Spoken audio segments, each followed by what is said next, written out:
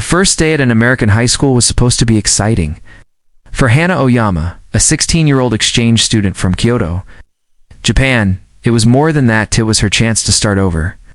Back home, she was quiet, reserved, and often overlooked.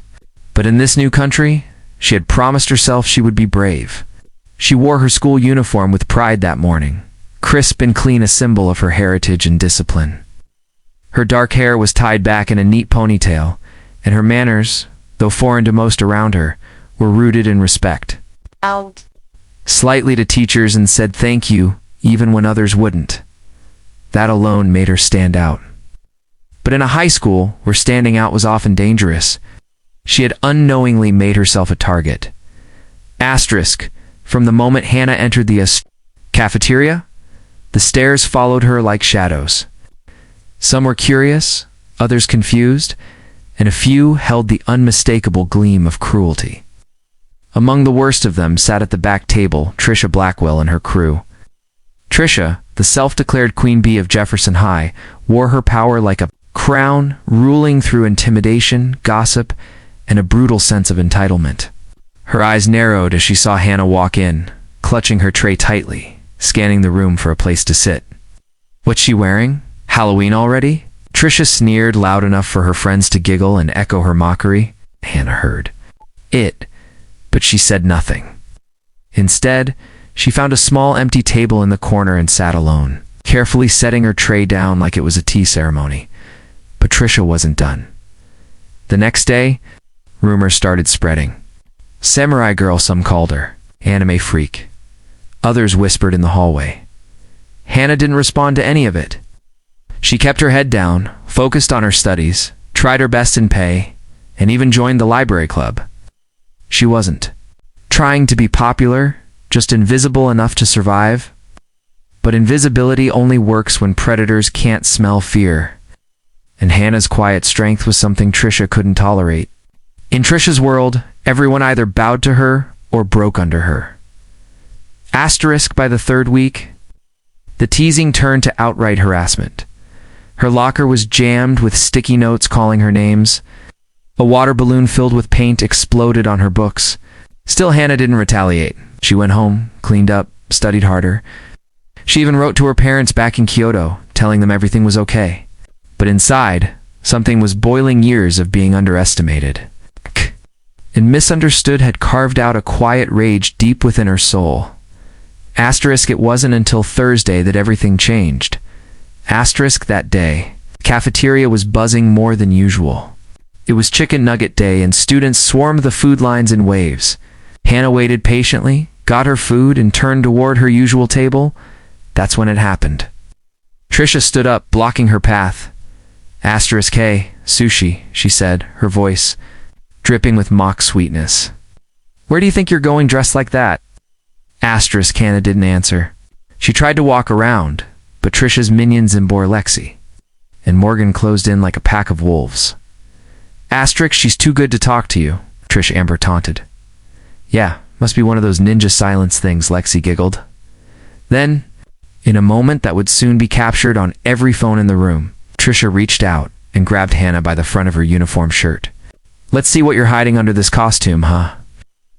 Before anyone could react, there was a loud rip. Gasps filled the room as Hana's shirt tore, buttons flying. Her undershirt was still intact, but her dignity had been attacked.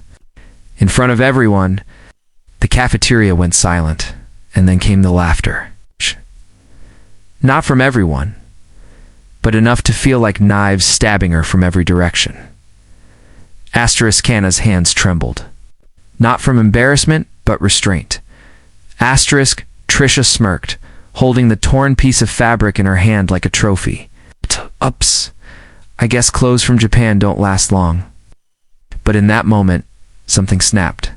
Hana stepped back, dropped her tray, and in a voice that sent chills down the spines of everyone watching, she said quietly, no more. Asterisk, before Trisha could say anything else, Hana moved with a speed no one expected. In one fluid motion, like water turning into wind, she grabbed Trisha's wrist, twisted it backward, and with a swift pivot of her foot, slammed Trisha down onto the cafeteria floor with a perfect shoulder throw. The slap of her body against the tiles echoed like thunder. Phones dropped. Mouths opened. Trisha lay there, stunned and gasping. Hannah stood over her, chest rising with deep breaths, her eyes sharp but calm. "I didn't come here to fight," she said, "but I won't be disrespected." The silence was total. Even the teachers, who came rushing in, were too shocked to move at first. It wasn't until Mr. Harrison, the vice principal, barked orders that the crowd dispersed. Still reeling from what they had just witnessed, Trisha was helped up, humiliated and bruised, not just in body, but ego. Hannah was escorted to the office, but not with shame. She walked with her head high, the torn shirt hanging off her shoulders like a battle flag. She didn't care about punishment. She had stood up not just for herself, but for every quiet kid who had ever been pushed too far. In that day. Hannah Ayama wasn't invisible anymore. She had arrived. The video of Hannah slamming Trisha in the cafeteria spread like wildfire. Before the final bell had even rung, it had been posted, shared, and commented on across nearly every student's social media page. The caption, "Exchange student went FULL ninja," on Queen Bully students who had never even spoken to Hannah were suddenly whispering her name in awe and curiosity. Some applauded her bravery, others questioned how she moved so fast, and a few, including Trisha's crew, plotted revenge. But for Hannah, the moment she walked out of the principal's office, her fate at Jefferson High had already changed forever. Inside the office, Principal Whitmore had been stern. "This school has a zero-tolerance policy for violence," he'd said, but Vice Principal Harrison interrupted. He had been there. He'd seen everything. "It wasn't violence, sir. It was self-defense." Whitmore's frown deepened, clearly uncomfortable. Still, she laid her hands on another student. Hannah, standing silently with her arms folded, didn't flinch. To apologize, not this time. They gave her 2 days of in-school suspension, a light punishment, likely due to the growing public sympathy. On her way out of the office, even some teachers gave her a nod, subtle but supportive. And as she walked, the hall's students stared, not with mockery now, but something different. Respect. Fear, even. Trisha was nowhere to be seen. At home. Hannah sat alone in her room, replaying the moment again and again in her head.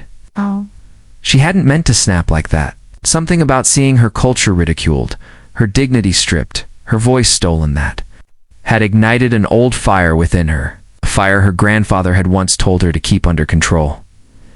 Hannah's grandfather had raised her in Kyoto. After her parents passed in a tragic car accident when she was 7, he was an old judo master, revered in their community. Under his watchful eyes, Hannah trained for years, every day before school, every evening after homework. He had told her, the body can be a weapon, but the spirit must always be peace. Hannah had listened. She had never fought anyone outside the dojo. Until now, the next morning, Hannah walked into the suspension room with her head held high. A few students there looked up from their phones, clearly recognizing her. "You're that girl from the video, right?" one whispered. "Don't respond." She didn't need to. Her presence spoke louder than any words. Meanwhile, Trisha was fuming. Her arm was sore, her ego shattered, and the whispers in the hallways were unbearable. For the first time, she wasn't the center of admiration. She was a meme.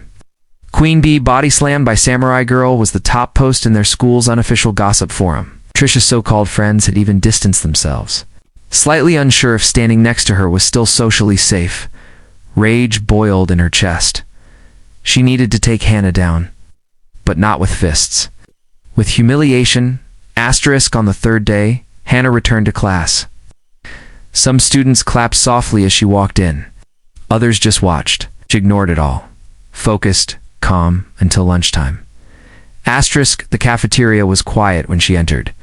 No one dared to mock her now, but halfway through her meal, the intercom buzzed. "Hannah Ayama, please report to the auditorium."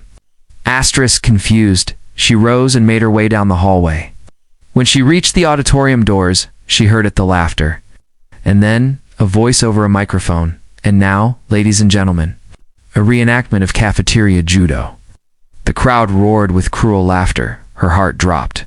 She opened the doors. Asterisk. Trisha was on stage wearing a makeshift kimono made out of a tablecloth.